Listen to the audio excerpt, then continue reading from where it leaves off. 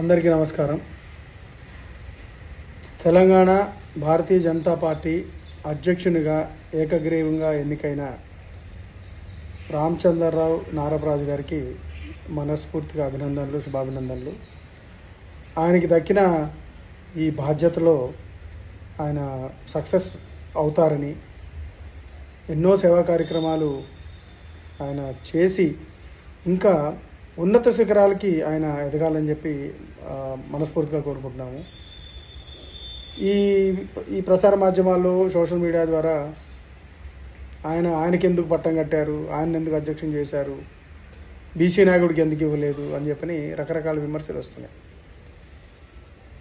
BC నాయకుడిని ముఖ్యమంత్రి చేస్తారు అని చెప్పని భాజపా ఆల్రెడీ డిసైడ్ చేసింది. అన్ని బీసీలకే వచ్చిపోతే మిగిలిన ఓసీలు, మిగిలిన వాళ్ళు ఇంకా ఎవరికి అవకాశాలు రాకూడదా?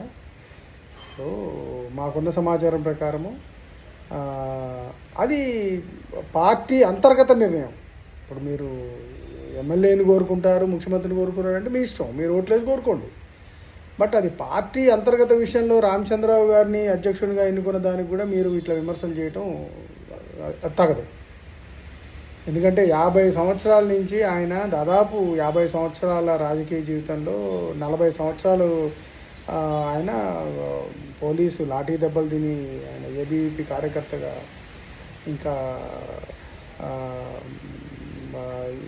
యువమోర్చాలో, భారతీయ జనతా పార్టీలో ఎంత కష్టపడి ఆయనకి ఇచ్చిన ప్రతి బాధ్యతని ఆయన సమర్థవంతంగా నిర్వర్తించి ఆయన పార్టీని ఎంతో పేరు ప్రఖ్యాతులు ఆయన తీసుకొచ్చి పార్టీని ఈ స్థాయికి, ఈ రోజు తెలంగాణలో భారతీయ జనతా పార్టీ ఈ స్థాయికి ఉన్నదంటే ఆయన పాత్ర కూడా ఎంతో ఉన్నది.